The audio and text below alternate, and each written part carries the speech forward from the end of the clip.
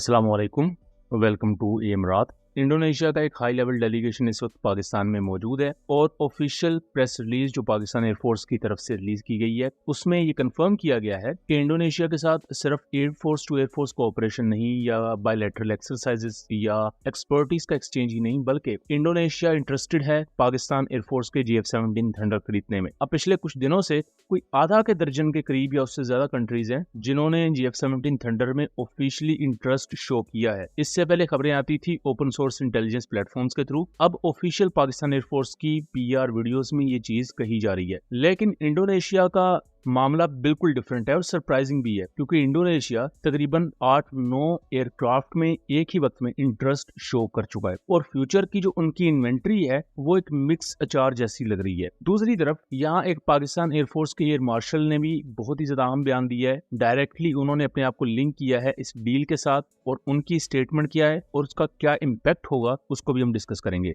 लेकिन सबसे पहले मैं बेसिक न्यूज आपको सुना दूं कि इंडोनेशिया ने राइटर्स की रिपोर्ट के मुताबिक इंटरेस्ट शो किया है 40 GF-17 थंडर ब्लॉक 3 एयरक्राफ्ट खरीदने के लिए, बिकॉज इंडोनेशिया की ये 50 जैसे कोरियन लाइट अटैक एयरक्राफ्ट से उस तरह मुतमईन नहीं रहेगा। उन्हें एक लाइट अटैक एयरक्राफ्ट तो चाहिए लेकिन जो प्रॉपर 4.5 प्लस जनरेशन की कैपेबिलिटीज के साथ आता हो। लेकिन जो ये T-50 या KA-50 जिसे कह देते हैं, ये लाइट अटैक एयरक्राफ्ट तो है बट ये है मेयरली एक 4th जनरेशन एयरक्राफ्ट, इसमें 4.5 जेन टेक्नोलॉजीज नहीं है। जबकि दूसरी तरफ इंडोनेशिया अगर प्रॉपर 4.5 जनरेशन एयरक्राफ्ट जैसा कि वो राफेल ले रहे हैं वो लेते हैं तो उसकी ऑपरेशनल कॉस्ट भी ज्यादा है, तो तमाम के तमाम ऑपरेशंस में ऐसे कॉस्टलियर एयरक्राफ्ट को आप यूटिलाइज नहीं कर सकते, उससे ऑपरेशनल कॉस्ट, मेंटेनेंस कॉस्ट बहुत ज्यादा हो जाती है। तो GF-17 थंडर ऐसी तमाम सिनेरियो में एक लो कॉस्ट एयरक्राफ्ट भी है, इसकी ऑपरेशनल कॉस्ट F-16 से ऑलमोस्ट हाफ है। ये मेंटेनेंस फ्रेंडली एयरक्राफ्ट, इसको बनाया ही इस तरह गया था कि मेंटेनेंस में बहुत ज्यादा टाइम भी ना लगे, इनका अवेलेबिलिटी रेट भी ज्यादा रहे। अवेलेबिलिटी रेट ज्यादा अल्फाज में कहूँ तो लेट्स सपोज अगर GF-17 थंडर का अवेलेबिलिटी रेट 90% है तो इसका मतलब ये है कि अगर 100 एयरक्राफ्ट एक मिशन के लिए उड़ाए जाएं तो उनके मिशन परफॉर्म करने के बाद जब वो लैंड करेंगे तो उनमें से 90 एयरक्राफ्ट दोबारा आप उड़ा सकते हैं और बाकी जो 10 एयरक्राफ्ट होंगे उनको मिनिमम लेवल की इंस्पेक्शन या मिनिमम लेवल की मेंटेनेंस चाहिए होगी, सिंपल एज दैट। तो मेंटेनेंस वाइज भी GF-17 थंडर, इवन जेट-NC और F-16 जितने भी पाकिस्तान एयरफोर्स की फ्लीट के एयरक्राफ्ट हैं, इनका मेंटेनेंस रेशो बहुत अच्छी रही है हमेशा से। लेकिन अब इंडोनेशिया की थोड़ी सी अब ड्रामेबाजी भी चेक करें। इंडोनेशिया ने सबसे पहले राफेल F-4 एयरक्राफ्ट में इंटरेस्ट शो किया, 42 ऑर्डर दे दिए और पहले 3 राफेल इंडोनेशिया के बन चुके हैं और बहुत जल्द वो डिलीवर हो भी जाएंगे। फिर उन्होंने इंटरेस्ट शो किया KA-50 या जिसे T-50 कहते हैं, कोरियन एरोस्पेस इंडस्ट्रीज का, उसके भी ऑर्डर दिए हुए हैं और डिलीवर भी वो किए जा रहे हैं आई बिलीव। देन इंडोनेशिया ने टर्किश कान स्टेल्थ एयरक्राफ्ट में भी इंटरेस्ट शो किया हुआ है और ऑफिशियली 48 एयरक्राफ्ट खरीदने के लिए डील भी साइन कर ली है। इसके बाद इंडोनेशिया जाता है अमेरिका में और बोइंग के बनाए गए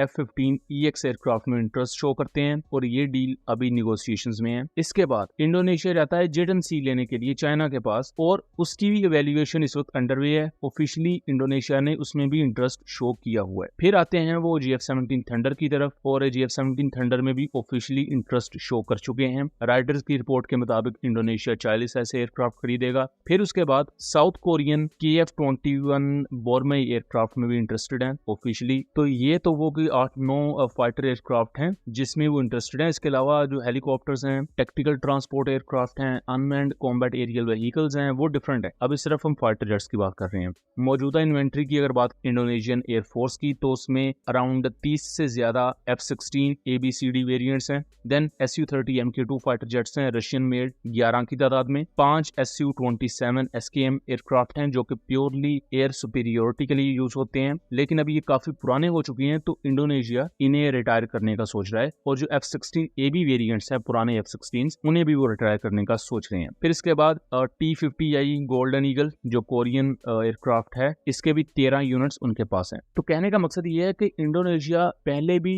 रशियन अमेरिकन फाइटर एयरक्राफ्ट को एक ही वक्त में यूज कर रहा था और फ्यूचर में भी वो ये चीज लेवल अप कर देंगे, यानी कि अमेरिकन एयरक्राफ्ट भी होंगे, हो सकता है रशियन Su-57 में भी वो इंटरेस्ट शो कर दें जिस हिसाब से इंडोनेशिया चल रहा है और चाइना से भी वो वेपन सिस्टम्स ले रहे हैं और ये जो GF-17 है ये ऑब्वियसली पाकिस्तान और चाइना का एक ज्वाइंट वेंचर है। इसको लेकर पाकिस्तान एयरफोर्स के retired air marshal Asim Suleman, उन्होंने भी ये कहा है कि इंडोनेशिया को लेकर जो डील है वो पाइपलाइन में है और डायरेक्टली उन्होंने अपने आप को लिंक किया है इस डील के साथ कि मैं इस चीज को क्लोजली मॉनिटर कर रहा हूँ, मेरे सोर्सेज हैं एयरफोर्स में और मैं उस चीज को एनालिटिकल पॉइंट ऑफ व्यू से ऑब्जर्व कर रहा हूं और ये भी पॉसिबल है कि ये रिटायर्ड एयर मार्शल इस डील में बिहाइंड द कर्टन शामिल भी हों। निगोशिएशंस के कॉन्टेक्स्ट में बात कर रहा हूं। तो अगर पाकिस्तान एयरफोर्स के एयर मार्शल की तरफ से भी ये बात कही जा रही है, प्लस पाकिस्तान एयरफोर्स की ऑफिशियल पीआर मशीनरी भी ये बात कर रही है, तो इट मीन्स कि पाकिस्तान और इंडोनेशिया हाई लेवल निगोशिएशंस इस वक्त कर रहे हैं, निगोशिएशंस ऑन गोइंग हैं और फ्यूचर में अगर ये निगोशिएशंस कामयाब होती हैं तो एक बड़ा ऑर्डर GF-17 थंडर का इंडोनेशिया भी दे सकता है। अभी तो हम जानते हैं कि सूडान इंटरेस्टेड है, अजरबैजान को डिलीवर कुछ हो चुके हैं, बाकी डिलीवर होंगे, इराक खरीद रहा है, देन उसके बाद लीबिया इंटरेस्टेड है, इसके अलावा बांग्लादेश ऑफिशियली इंटरेस्टेड है और बांग्लादेश इसके ऑर्डर देगा भी। यहाँ आम चीज ये भी है कि इंडोनेशिया के प्रेसिडेंट प्रबोवो सुबियांतो वो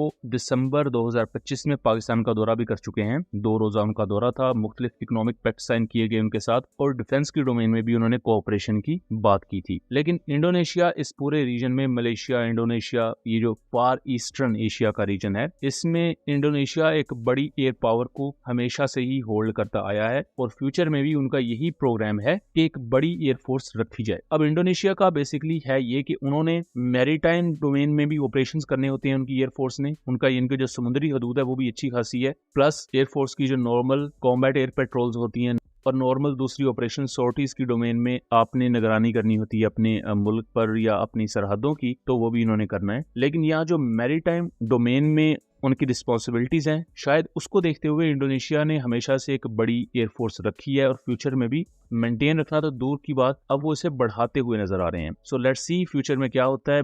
सो दोस्तों, ये था एक एनालिसिस। उम्मीद करता हूँ चीज़ें क्लियर रही होंगी। वीडियो पसंद आई हो तो इसे ज़्यादा से ज़्यादा शेयर कीजिएगा ताकि इस तरह के मज़ीद इन्फॉर्मेटिव वीडियोस हम आपके लिए लेकर आ सकें। मिलेंगे अगली वीडियो में, तब तक के लिए अल्लाह हाफिज़।